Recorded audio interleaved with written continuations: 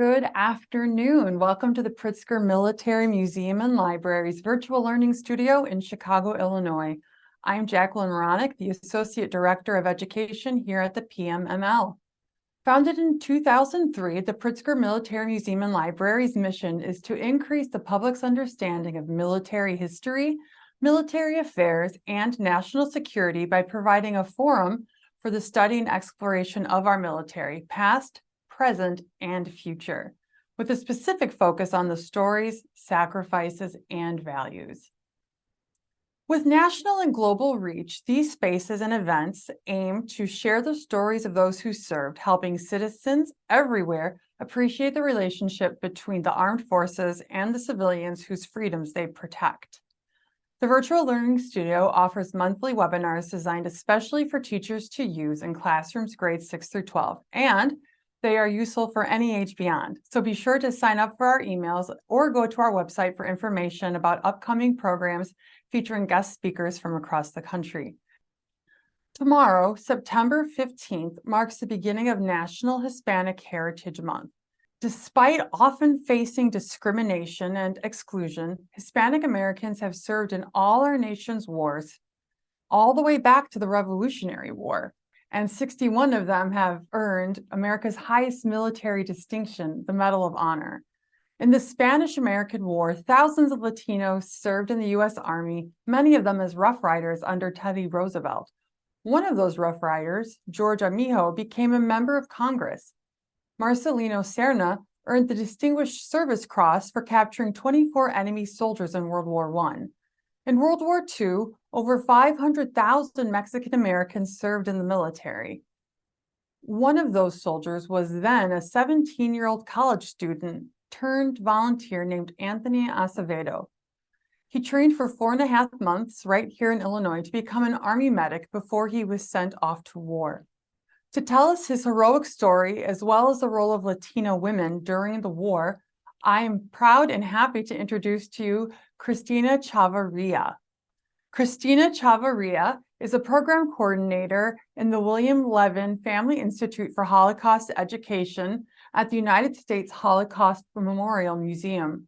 Cristina currently runs the museum's Community of Holocaust Education Center with programs that work with 80 Holocaust organizations across the country. She has represented the museum across the United States and in Europe, Latin America, and Japan. Prior to museum work, she was a high school English teacher for 9 years in El Paso, Texas, her city of birth. She earned her Bachelor's of Arts and her Master's of Arts in Comparative Literature from the University of Dallas. On behalf of the Pritzker Military Museum and Library, it gives me great pleasure to welcome today's speaker, Cristina Chavarria. Welcome, Cristina.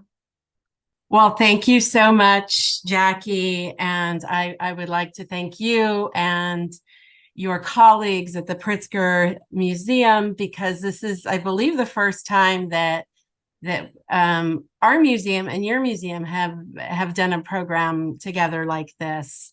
So thank you, and thank you to everybody for attending. This is a really special time because it's the start of Hispanic Heritage Month, and we have a very broad mandate at the museum here in Washington, D.C. To honor the special emphasis months and the contributions of various Americans of diverse backgrounds. So I'm not sure how many of you might have visited the United States Holocaust Memorial Museum here in Washington, D.C. on the National Mall. But this year we honored our 30th anniversary. We opened in April of 1993. We have welcomed over 40 million visitors, and we are located on the National Mall. We are the nation's living memorial to the Holocaust that inspires citizens worldwide to confront hatred, prevent genocide, and promote human dignity. And through the William Levin Family Institute for Holocaust Education, we are also the global leader in advancing the relevance of the Holocaust to new generations. So speaking of relevance, today I will share the story of one man who holds a very special place in the hearts of our museum staff. And I'll also share a personal glimpse of my own grandmother and her sisters and the contributions that all of these individuals, as Americans of Mexican descent, made to our country before, during, and after World War II. So we'll start off by looking, there's a picture here of men lined up at a soup kitchen. This was a soup kitchen in Chicago that was actually opened by Al Capone. So some local history for you there in the Chicago area, for those of you who are in Chicago. The United States was in the midst of the Great Depression. And just to contextualize this some more, this was a time of global economic hardship. 25% of Americans were unemployed, and many people depended on soup kitchens such as this one and other charities for their next meal. So if we go to the next slide, at the same time, racism, anti-Semitism, hatred of immigrants, and a fear of people from other cultures were not only prevalent, but they also shaped a lot of government policies. So here you see a picture. This was a picture from the Lone Star Restaurant Association that was based in Dallas. And members of this association hung this sign in their windows and in their restaurants where American Indians, Mexicans, and African Americans were subjected to Jim Crow laws and similar laws and racial discrimination at the time. And these laws actually existed until the 1960s. So on the next slide, we see that in the 1930s, Latinos made up 2% of the US population. We know that today it's very different. Almost 20% of the US population is Latino, but back in the 1930s, it was about 2%.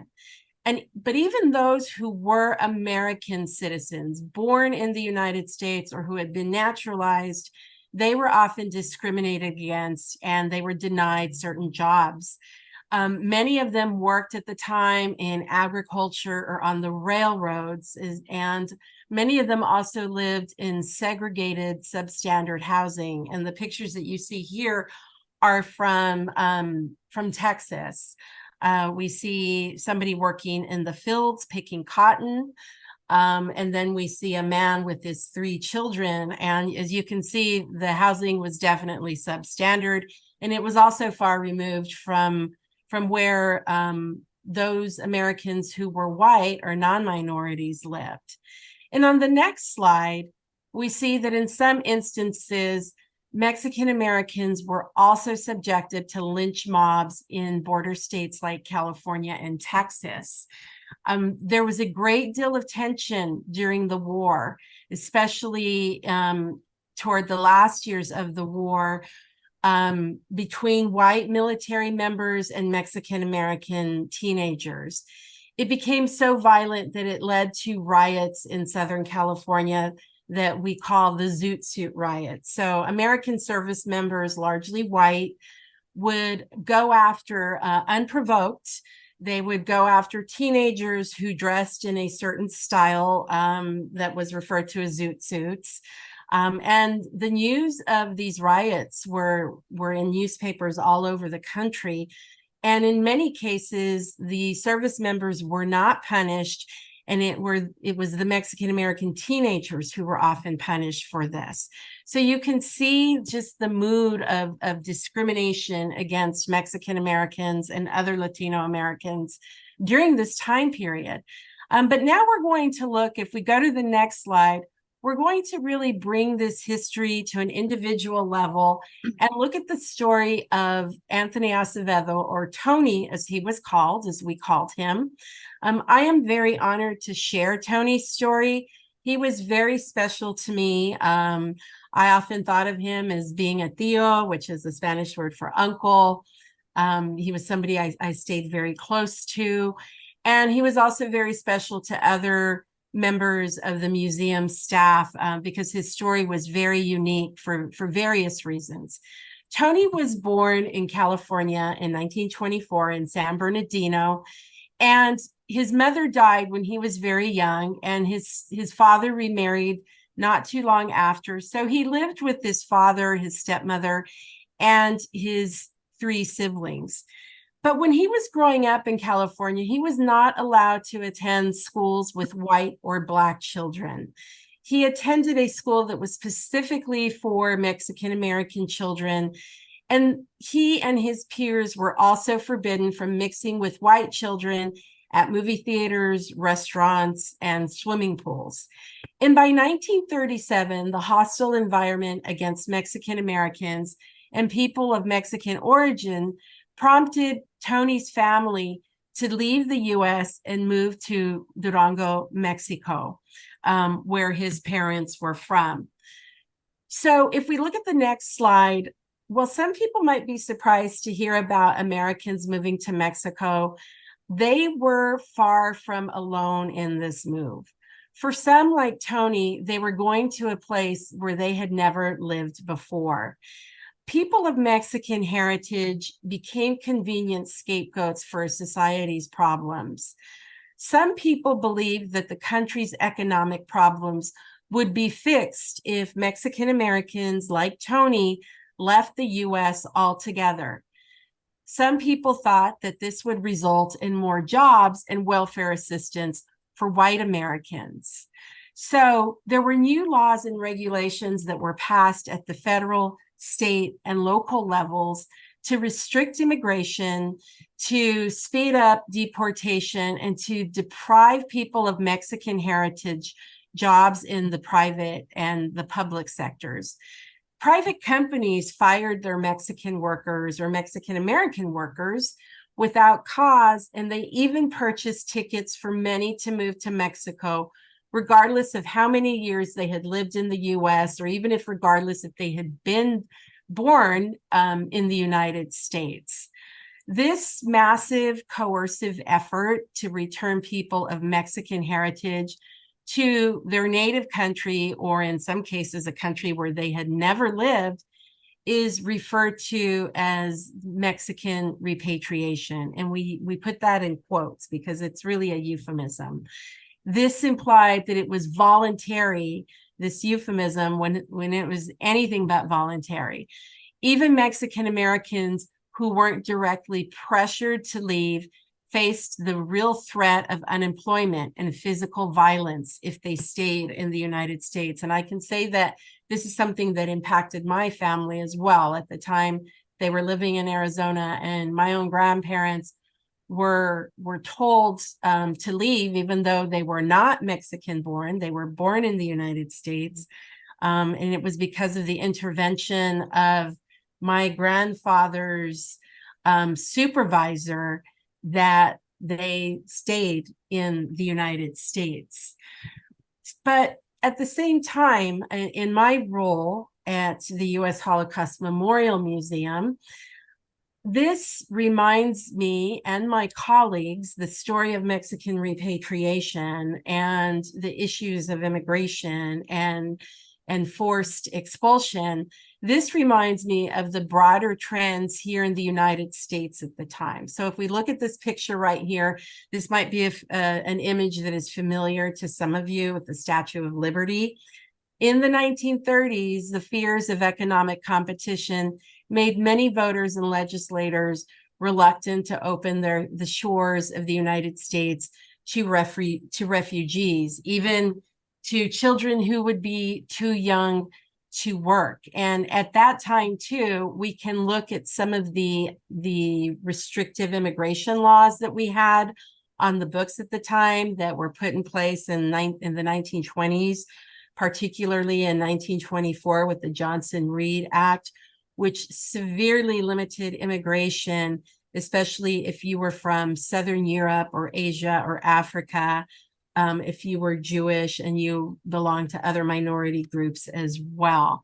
So what we're doing here is we're really looking at the tone and the mood of the country toward immigration, partly because of the fear of economic insecurity, but also the fear of people who were different. So if we go to the next slide, returning back to Tony's story, with the start of World War II, Tony would soon be encouraged, although his family was now living, he and his family were now living in Durango, Mexico. He would soon be encouraged to return to the United States because he is an American-born citizen. He and other Mexican Americans would soon be invited to serve the same country that earlier had made them feel unwanted and in some cases even pushed them out. So after the U.S. was attacked by Japan at Pearl Harbor in 1941, and the U.S. joined the war the next day in Europe and Asia, the United States really needed all the help that it could get. There were labor shortages at that time, and there was a need to draft more people into military service, especially because the war was building up. And before the war, the United States actually had only the 17th largest military in the world.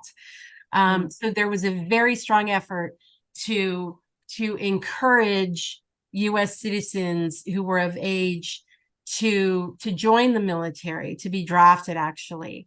So President Roosevelt issued an executive order earlier in 1941 that banned discrimination in the defense industry hiring, and the skyrocketing demand for labor also made many employers at this time, it encouraged them to hire Latino workers, whereas earlier I spoke about how many Latino workers, especially Mexican-American Latino workers, were pushed out of their jobs. Now they're being invited to come back because of this labor shortage.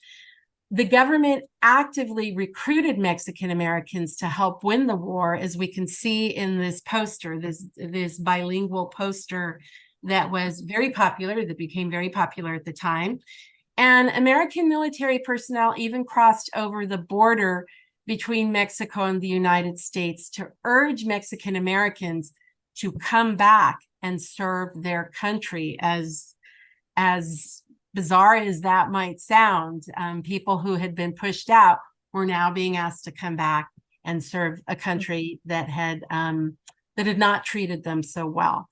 So if we look at the next slide, you see on the left-hand side, there's a picture of a letter.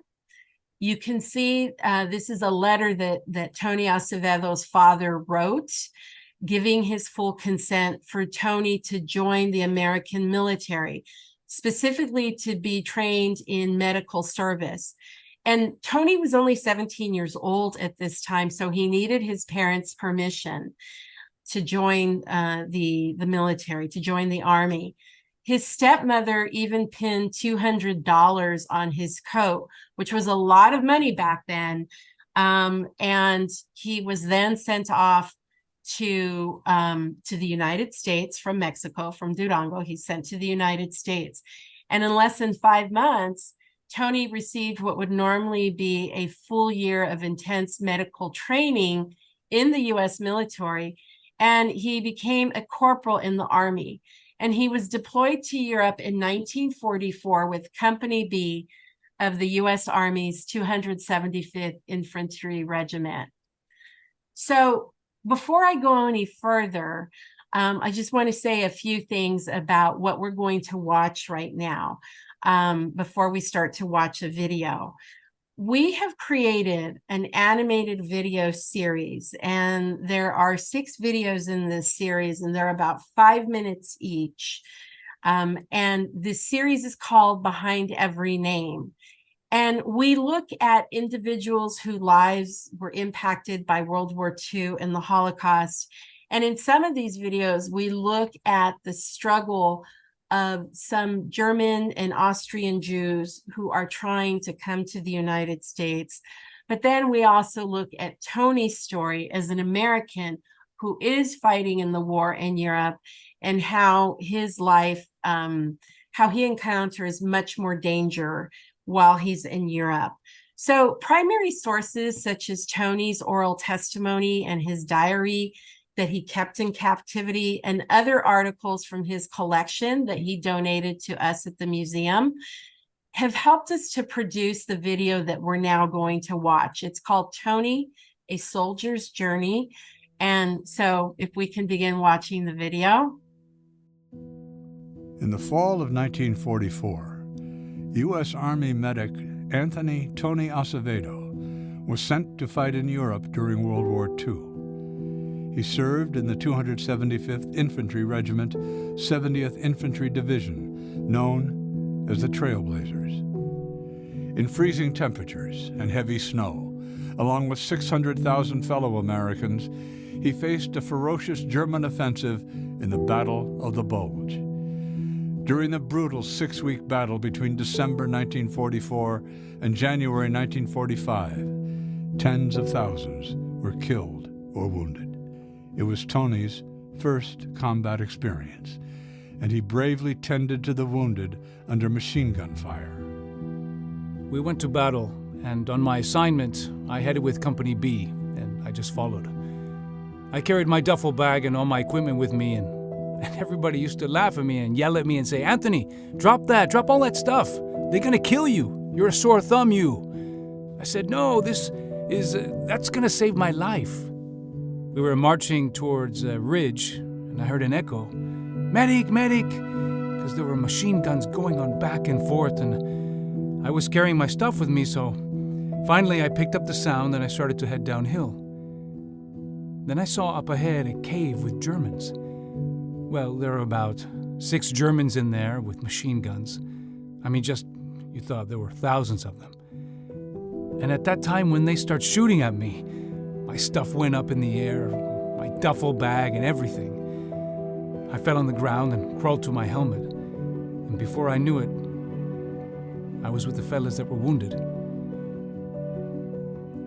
I had my prayer book with me, and I would use some phrases that wouldn't be too long, but enough for that person, that soldier, to motivate him, make him feel motivated and feel free of fear.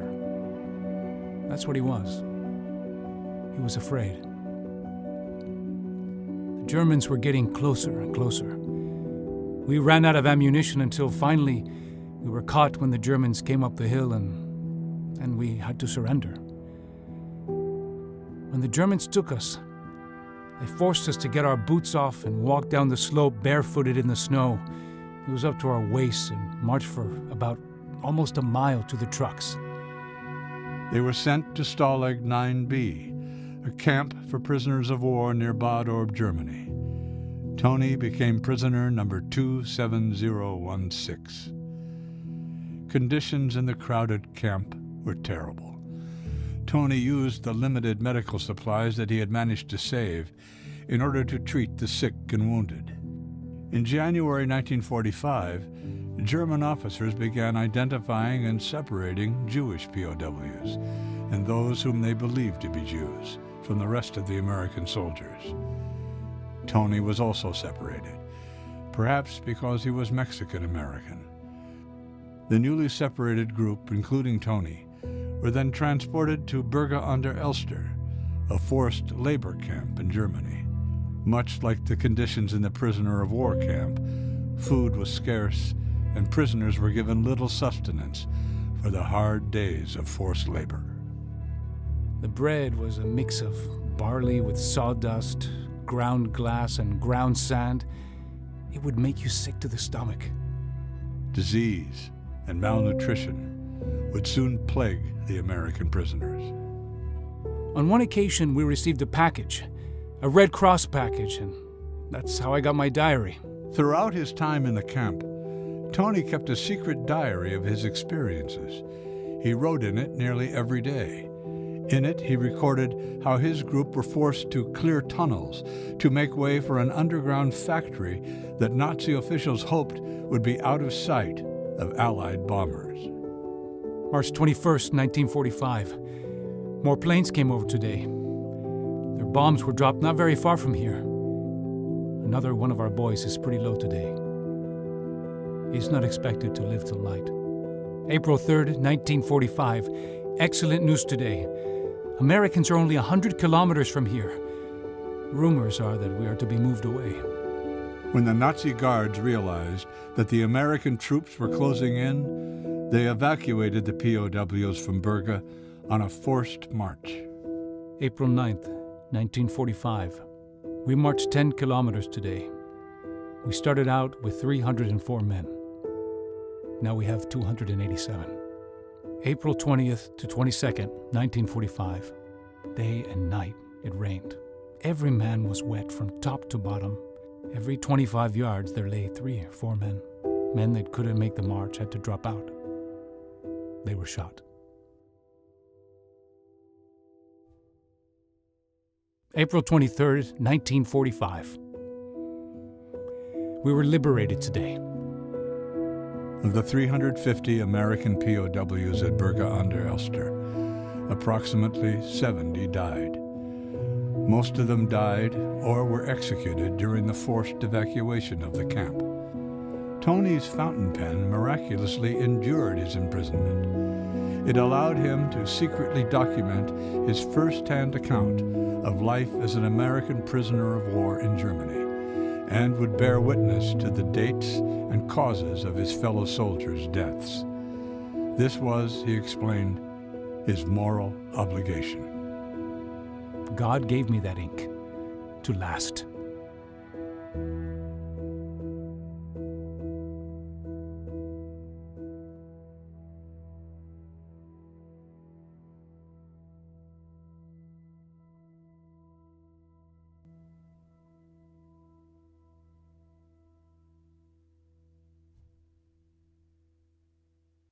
Thank you so much for taking the time to watch this video. It is incredibly moving. I have to admit, every time I see it, it feels a little emotional because I knew Tony so well. Yeah. But I just want to point out once again that we have his collection, including the diary, and you can access the diary by going to our website, and you can search for the Acevedo diary. You can just type that in, and it'll take you to high-resolution photos of the diary. It's in cursive, but his handwriting was beautiful, so it's very easy to read. It's a short diary of only 69 pages. But it also includes many of his drawings of forced labor, but it also includes drawings of people, especially of young women. At the time, the pinup calendars were very popular. And this is something that we call spiritual resistance. He's trying to write about, in many cases, he is writing about thinking about his family and what they're doing back in Mexico, things that keep him in touch with who he is as a person and not only as a prisoner of war and a forced laborer. And one of the things that I also want to note too about his diary that is really special when you link this to the history of the Holocaust is it's one of the first accounts we have of Jewish American prisoners of war, and then because they are sent to the Camp Berge and Tony was sent with them, this is one of the first accounts that we've ever received of Jewish American prisoners of a concentration camp. And he writes very clearly, as the video points out, about he is treating some of the men because of his medical training. He's still a medic, and he's trying to take care of those who are very ill. And he keeps track of who they are and those who died, his fellow American forced laborers, many who were Jewish. And because of his meticulous note-taking in his diary, we were actually able to find the families of some of these men. And we've built up on our collection of documents from the Berge concentration camp, which is, as the video pointed out, a subcamp of the Buchenwald concentration camp in Germany. So this video is available on our website. We encourage you to share it with your friends and your family. And if you're an educator, to use it in your classroom. And we also have 5 other videos in the Behind Every Name series that are just equally compelling and based on primary and secondary source documents. And they're made available to you. So going back to the PowerPoint, I believe we're on slide 14. Yeah. Great, thank you. We're looking now at the home front, and here the home front in the United States, and looking at the contributions of thousands of other Mexican Americans, and the contributions that they made, including Mexican American women. So during World War II, 6 million women entered the workforce. And many of these women were of diverse backgrounds. At the beginning, it was mostly white middle-class women who entered the workforce. And many of their husbands and sons were fighting in the war. So this opened up a new era for women in the workforce here in the United States. But despite initial resistance, these opportunities began to open up for women of other backgrounds. Thousands of women left their homes to join the war effort. And in many cases, as I pointed out, their husbands were away fighting overseas. And some Mexican Americans who had previously left, like Tony, did come back to the United States, as we see in the video, not only to defend his country, but at the same time, his family also was able to come back to the United States because of the need for more workers. Mexican citizens were also permitted. These are Mexican citizens, not Mexican American citizens, but Mexican citizens. Mexican citizens at the same time were also permitted to cross the border in Tijuana and also in Texas to work in factories that equipped America's defense industry. And this included women from Mexico that were not US born and who were not US citizens. This is called the Bracero program, which is another topic that is very crucial to learn about when we look at the history of Mexican Americans and Latino Americans in the United States. We don't know how many Latina women, Mexican American women became what we call Rosie the Riveters or Latina Rosie the Riveters, but we know that these jobs did open up for many women of Mexican descent. And so this is tied to some personal family history of mine that I'm sharing with you today. My great-grandparents were born in Mexico, and they moved to the United States in the early 1900s. And my grandmother is a US-born citizen, my maternal grandmother. Her name was Gonzala, and she was one of 12 children. And all but her youngest sibling served in the war. They made sacrifices. They worked in the defense industry. They have a very proud history of serving their country, in spite of the fact that they also lived in segregated areas and they attended schools that did not have all of the facilities and the resources of the schools of white children.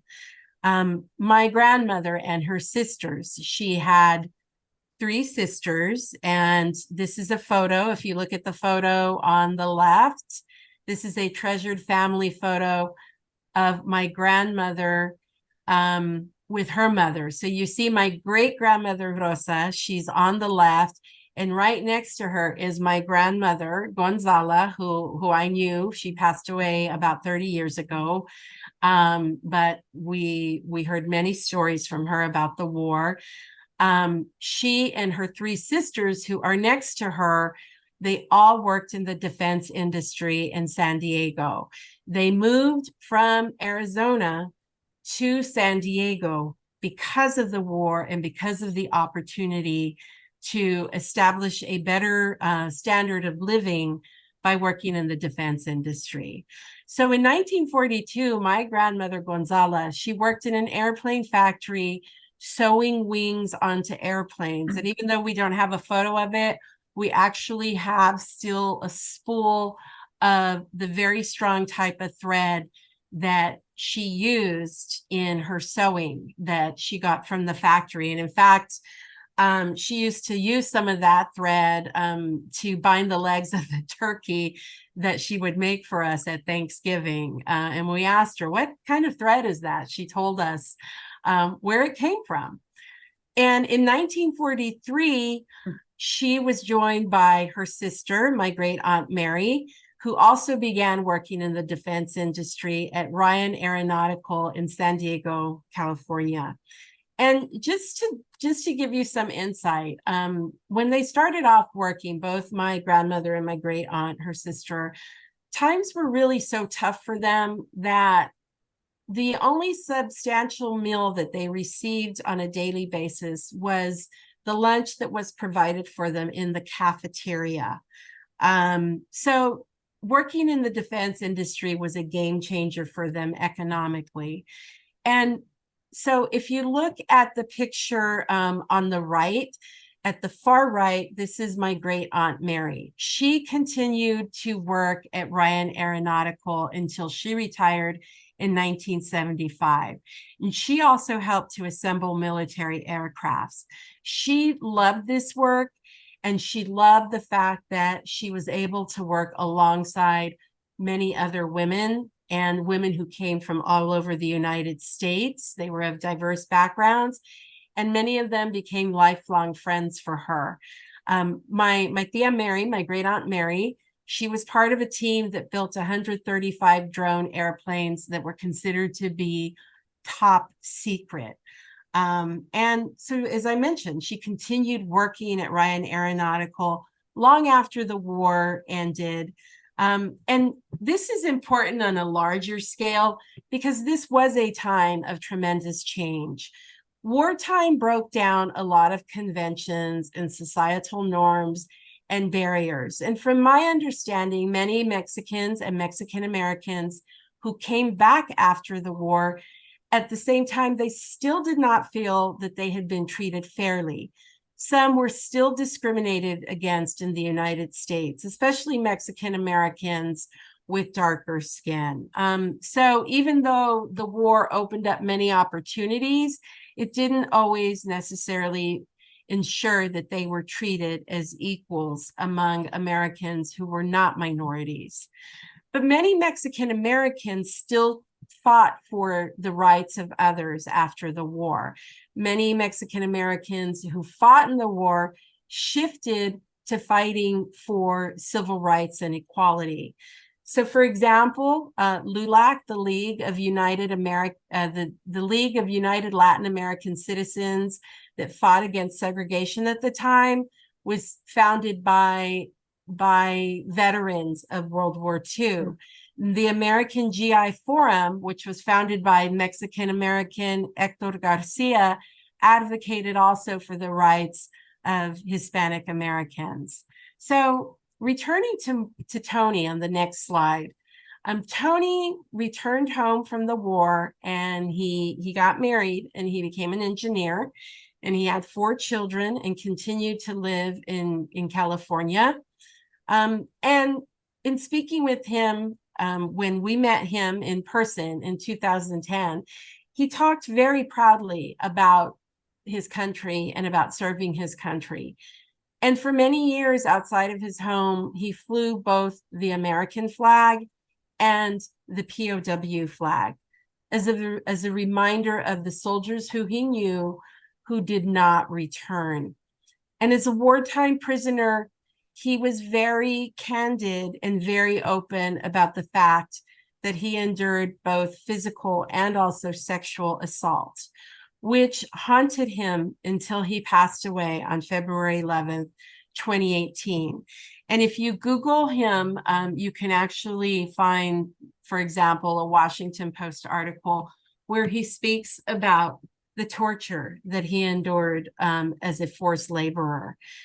And he felt that this horrific experience as a prisoner of the Germans was not fully acknowledged by the U.S. military or American society for several decades. It was swept under the rug. He was encouraged not to speak about it. The Cold War had started. Germany has, at least West Germany, because remember at that time, Germany later becomes divided, Germany, the western part of Germany becomes our ally. The Cold War begins, and things change in the world globally. So there was not a climate of being able to really speak about this or to receive compensation for being a forced laborer in German captivity. And that changed in 2009. This is when the US government fully recognized that the POWs who were taken to the Berga concentration camp had now become forced laborers as well as prisoners of war. So it's important to note the difference between the two.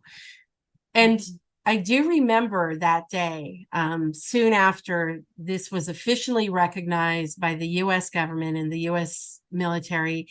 I remember the day, it was October of 2010, when Tony Acevedo and his family came to Washington, D.C., and came to the museum to donate his diary, his photos, and other personal mementos to our museum. And even though she's not here on the call, I do have to thank my wonderful friend and colleague, Kira Schuster. There's a picture of us with Tony Acevedo, and he's holding his diary there in his hand. Kira's at the far left, I'm in the middle. And when Tony gave the museum his collection, this was one of the most extraordinary gifts. In the museum, we are charged by the United States, by a charter through Congress, as being the official institute for the United States in documenting the Holocaust. And his diary was the first diary in our collection of an American soldier in German captivity during World War II. And his diary also shed light on the experiences and abuse that was suffered by some POWs. We never had received before a diary of an American citizen in captivity. And we want to also mention that the fact that he kept this diary in captivity was very extraordinary, because had he been caught with the diary, he could have been executed. And I personally felt this connection to Tony since the first time we met. We held hands, and we actually spoke to each other a lot in Spanish, and just talked about his personal experiences and our families. And it was a very special time to bond with him. And I had the opportunity to meet Tony on several occasions afterwards. Anytime I would go to California, it was always very special to meet with him and his family and go to his home and be treated almost like a family member myself. And as you can see, this picture on the right, this is a picture that was taken 10 years ago in Los Angeles. We were hosting a program in Los Angeles for the museum's 20th anniversary. And this was a great moment when Tony and I reunited, and it's kind of captured here in the moment. We happened to turn around when they called our names. We had just finished hugging. And Tony did often share with me how meaningful and healing it was for him to be recognized by the United States Holocaust Memorial Museum. Because after feeling invisible for so long for what he had gone through, this was a very, very poignant recognition of his sacrifice and the trauma that he experienced.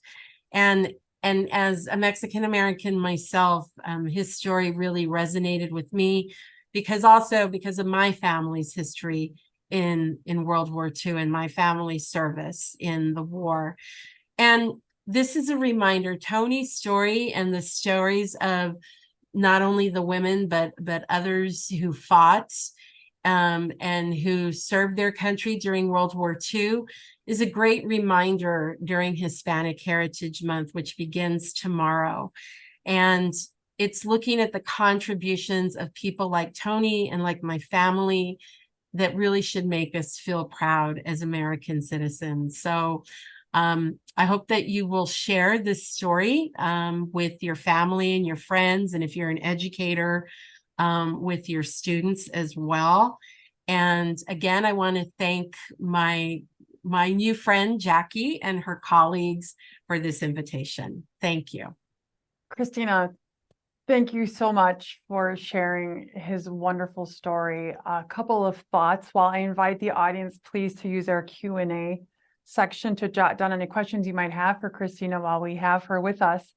I just also wanted to say thank you for your service as a Hispanic American and just ensuring that people's stories are told and being willing to use your time to pass these along, like you said, to the next generation of people who we need to remember what happened. So I'm also so excited to hear that Tony was aware of the recognition that he was finally given in his lifetime. And I was also, in my research about him, just struck with his sense of resilience and how he just kept moving forward, even when, he was dealing with the trauma of what he went through. His smiles are so genuine and so beautiful. And I love those pictures. And even now, knowing that the one is just more of a candid shot of the two of you, it's a really special picture. It is. Thank you. Thank you. So while I wait for other guests to drop in any questions in the Q&A, I do want to point out we have Christina Chavarria's contact information on the screen. And she's a delight to speak with and to get to know, and very knowledgeable. And especially for the educators out there, take that email down and make use of the resources that the Holocaust Memorial Museum offers to you to use in your classroom. Christina, I have a question or two while we see if anybody in the audience wants to interact with the Q&A. We learned about Tony and we learned about your grandmother and your tias. But what about some other experiences of U.S. Latinos during the Holocaust? Thank you for asking that, because one of the things that we also want to recognize is the fact that, and I believe you said this earlier, that over 500,000 Latinos served in the war. And there are testimonies of Latinos, World War II veterans, Latino veterans, who were part of the liberation of the camps. And if you look up the Voces, VOCES archive, the Voces archive, this is housed at the University of Texas in Austin, you can find some of the testimonies of Latino veterans who liberated some of the camps. And in some cases, they talk about that this was the first time that they had met somebody who was Jewish, and it just shocked them at the treatment and the torture and the starvation that they had undergone. And it's a really compelling way for those of you who are educators to show again the diversity of our military and the role that they played. So I encourage you to look some of them up. My own high school economics teacher was a Latino veteran of World War II and a liberator. And those are some of the ways that we can help bridge the connection for our students who may not at first see themselves in this history. Thank you. Now we know that he talked about his experience as a medic, even serving the fellow soldiers in the camps with him, and his art skills that he puts on display in his journal. But can you talk about some other things that he wrote about in there? Well, I would say as an educator of the Holocaust, what I find to be so just so moving, and again, it speaks to his spirit, is this idea of what we call spiritual resistance. And in the diary, I mentioned before, he writes about his family, thinking about his family in Mexico. But one of those bridges, again, to Jewish history and to his fellow forced laborers who are American Jews, is he writes in his diary about how they are, at the same time he's trying to observe. He was a devout Catholic, by the way, and remained so to the end of his life. Tony writes about how it is Good Friday and leading into Easter. And he writes about how at the same time his fellow American forced laborers who are Jewish are trying to observe Passover. And why that is so compelling to me is that both of, Passover and certain Jewish holidays, in fact, the Jewish holidays will begin tomorrow at sundown with Rosh Hashanah, the Jewish New Year, and then we'll end with Yom Kippur. You have this idea of sacrifice and fasting. And in spite of how they are being treated, in spite of the torture that they're experiencing, in spite of the deprivation that they're undergoing, they are still trying to stay in touch with something of themselves, their religious customs. And he also writes very ironically, he said, about fasting, we've been fasting since the beginning of the war. And he's right. He says that rather ironically. But at the same time, he's picturing his family going to church on Good Friday and then Easter Sunday. And he's also writing about how his fellow forced laborers who are Jewish are trying to picture their families' Passover Seder. So I think that's a really good connection to bridge the two cultures. Thank you for sharing that. And it's just another insight into how he was thinking and how he was observing what was happening around him and appreciating all that he was taking in with the other men that he was with and learning about them. And the more I hear about him, the more I'm impressed with who he is or who he was. This will be our last question, Christina. You had spent so much time with him. What do you think that he would say to the students who are listening to or watching this webinar today? That's an excellent question. And he did speak to student groups. He was always about moving forward and trying not to be bitter and doing your part. And that could take on many different forms. But I was fortunate enough, and you can find it on our website, I did the interview with him in Spanish.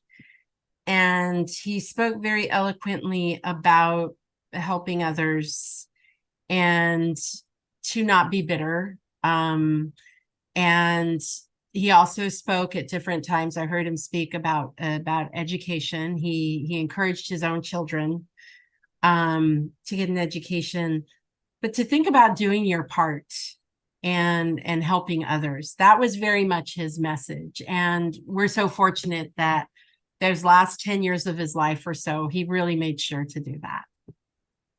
Well, Christina, thank you so much. On behalf of the Pritzker Military Museum and Library, we would like to thank you for joining us from the United States Holocaust Memorial Museum and for being our webinar presenter and for sharing not just the story of Anthony, but of your family and your connection with it. We hope that you enjoyed today's program and that you'll subscribe to our YouTube channel. And thank you for joining us today. Have a wonderful afternoon, everyone.